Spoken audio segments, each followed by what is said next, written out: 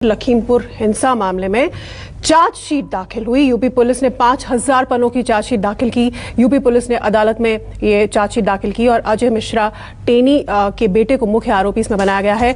Chargesheet में आशीष मिश्रा घटनास्थल पर मौजूद था। सूत्रों के हवाले से इस चार्जशीट में ये मेंशन्ड है। लखीमपुर हिंसा में वीरेंद्र शुक्ला का नाम भी शामिल है। अजय मिश्रा का करीबी है वीरेंद्र शुक्ला, रिश्तेदार है। यूपी पुलिस ने 5000 पन्नों की चार्जशीट इस मामले में दाखिल की लखनऊ कोर्ट में। और चार्जशीट में पुलिस ने आशीष मिश्रा और एक अन्य रिश्तेदार वीरेंद्र शुक्ला को भी आरोपी बनाया है। सबूत छिपाने के आरोप लगे हैं वीरेंद्र शुक्ला पर। अशोक तिवारी इस वक्त हमारे साथ फोन लाइन पर। अशोक तिवारी इस वक्त हमारे साथ लखनऊ से जुड़ गए हैं। अशोक, आज की सबसे बड़ी खबर यही चार्जशीट 5000 पन्नों की, जिसमें आशीष मिश्रा के साथ साथ वीरेंद्र शुक्ला का भी नाम है। वीरेंद्र शुक्ला की किस तरह की भूमिका का जिक्र है और क्या डिटेल्स हैं चार्जशीट के?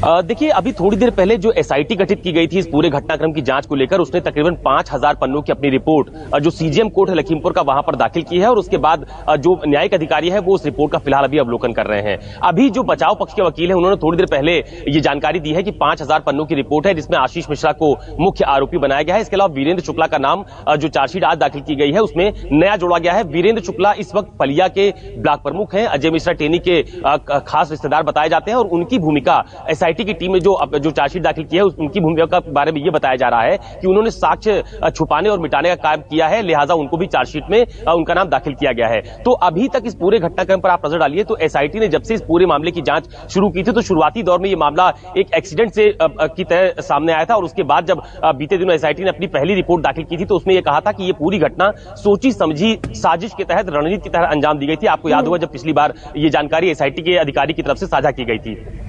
और आज जो 5000 पन्ने की रिपोर्ट दाखिल की गई है उसमें आशीष मिश्रा जो कि केंद्रीय गृह राज्य मंत्री के बेटे हैं उनको मुख्य आरोपी बनाया गया है। इसके अलावा तमाम सारे जो सह आरोपी थे उनकी भूमिका का जिक्र इस पूरी रिपोर्ट में किया गया है। हालांकि जो रिपोर्ट है इसको अभी जो बचाव पक्ष वकील है उन्होंने रिपोर्ट की कॉपी मांगने की कोशिश की है, उनको कॉपी अभी नहीं मिली है, लेकिन थोड़ी देर बाद उनको कॉपी प्राप्त हो जाएगी। जो वकील है उनका यह कहना है कि अभी इस पूरी रिपोर्ट का अवलोकन जब न्यायिक अधिकारी कर लेंगे और जब उनको रिपोर्ट उनके हाथ में आएगी तो उसके बाद वो अलग से कोर्ट में इसको लेकर अपील करेंगे। चूंकि आशीष मिश्रा इस पूरे मामले में मुख्य आरोपी नहीं हो सकता, ये बचाव पक्ष के वकील की तरफ से दलील दी जा रही है। लेकिन सबसे अहम बात यह है शीतल की चुनावी दौर चल रहा है उत्तर प्रदेश पर, खासतौर पर लखीमपुर की हिंसा को बहुत बड़ा मुद्दा बनाने की कोशिश समाजवादी पार्टी की तरफ से, कांग्रेस की तरफ से लगातार की जाती रही है। और आप देखिए कि इसको एक बड़ी मुहिम भी विपक्षी दलों की तरफ से इस पूरे घटनाक्रम को लेकर चलाई जा रही है। शुरुआत से ही इस बात की मांग की जा रही थी कि केंद्रीय गृह राज्य मंत्री की बर्खास्तगी होनी चाहिए। अगर वो इस उच्च पद पर बने रहेंगे तो जांच प्रभावित हो सकती है। तो आपको याद होगा कि शुरुआती दौर में किसानों की तरफ से एक तहरीर दी गई थी तो उसमें अजय मिश्रा टेनी का नाम भी दिया गया था, लेकिन चार्जशीट में उनका नाम फिलहाल नहीं है। तो इसको लेकर भी सवाल उठाए जा रहे हैं कि आखिरकार केंद्रीय गृह राज्य मंत्री की बर्खास्तगी क्यों नहीं की गई? जब तक वो पद पर बने रहेंगे तब तक इसकी निष्पक्ष जांच नहीं की जा सकती। तो इसके जवाब में यूपी सरकार की तरफ से कहा गया था कि इस पूरे घटनाक्रम को लेकर एसआईटी गठित की गई है जो इस पूरे मामले की जांच कर रही है। और सबसे खास बात यह भी है कि आप देखिए 90 दिनों के भीतर जो चार्जशीट दाखिल की जानी थी कोर्ट के भीतर वो पहले ही दाखिल कर दी गई। तो कई सारे साक्ष्य फिलहाल एसआईटी के हाथ लगे हुए हैं और अब कोर्ट के न्यायिक अधिकारी इसका अवलोकन करेंगे और उसके बाद इसमें जो कदम है वो आगे बढ़ाए जाएंगे। अशोक, ऐसी भी रिपोर्ट्स है कि एसआईटी ने अपनी जांच में आशीष मिश्रा के असलहों से फायरिंग की पुष्टि भी की है।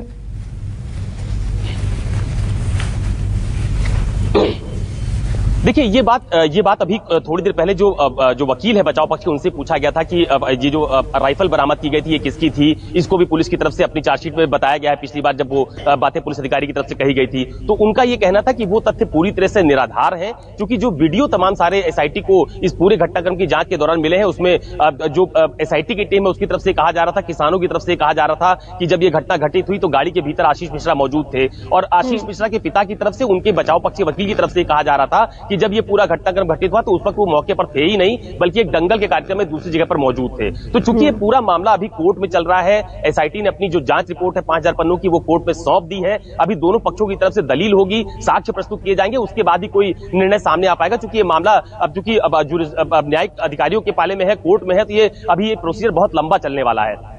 तो कुल मिलाकर ये कहा जा सकता है कि इस पूरे घटनाक्रम को लेकर जितने भी साक्ष्य दोनों पक्षों की तरफ से, चाहे चाहे बचाव पक्ष की तरफ से या फिर एसआईटी की तरफ से। बचाव पक्ष का क्या कहना है इस पर भी मैं आपसे बात करूंगी, आप हमारे साथ जुड़े रहिए और उसके बाद ही सब। बिल्कुल हमारे साथ बने रहिए अशोक तिवारी, बचाव पक्ष के 219 ठीक है, वही तिकुनिया हिंसा मामले से जुड़ी। ठीक, अच्छा कोई नाम, कुछ नाम भी बढ़े हैं क्या?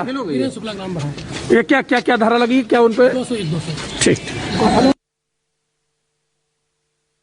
तो हमने सुना ये एसआईटी की जो 5000 पन्ने की चार्जशीट दाखिल हुई है उसके बारे में ब्रीफ हो रही थी।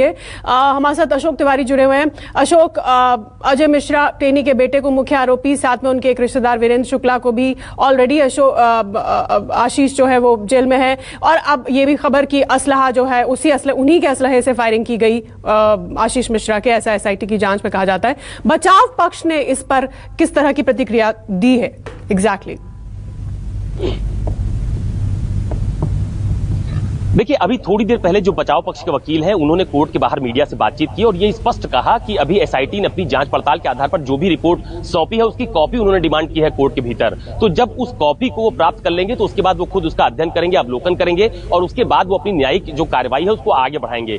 ये एक बात तो स्पष्ट है कि एसआईटी की रिपोर्ट पर फिलहाल जो बचाव पक्ष के वकील है वो पूरी तरह से सहमत नहीं है। वो ये कह रहे हैं वो इसके खिलाफ कोर्ट में दूसरी अपील भी करेंगे। जो बचाव पक्ष के वकील है उनका ये कहना है। तो आप जो राइफल की बात की जा रही है तो उसको सिरे से नकार रहे हैं। वो लोग कह रहे हैं कि वो राइफल का इस्तेमाल उनके द्वारा किया राइफल और रिवॉल्वर। मैंने जैसा कि पहले भी आपको बताया कि बहुत पेचीदा केस है, ये दोनों तरफ से।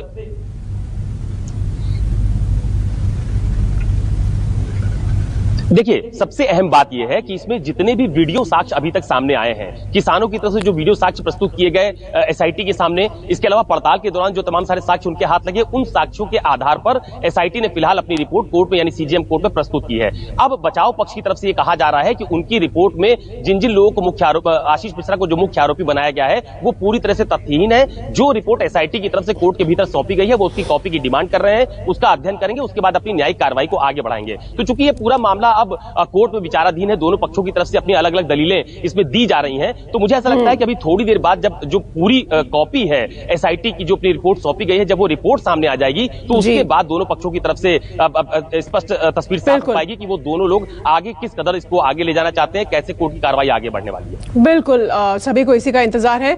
बहुत धन्यवाद अशोक तिवारी इस अपडेट के लिए। तो चार्जशीट दाखिल की गई 5000 मामले की लखीमपुर कांड के मामले में, और मंत्री के बेटे की मुश्किलें इस चार्जशीट को देखते हुए तो कम से कम बढ़ती हुई दिख रही हैं। एक छोटे से ब्रेक के लिए हम यहां पर रुक रहे हैं। आप देखते रहिए न्यूज़ 24।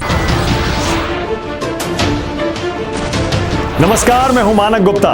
अगर आपको हमारा ये वीडियो पसंद आया हो तो इसे लाइक और शेयर जरूर करें, और हां, हमें सब्सक्राइब और फॉलो करना ना भूलें ताकि आप देश और दुनिया की कोई खबर मिस ना करें। तो जुड़े रहिए हमारे साथ और देखते रहिए न्यूज़ 24।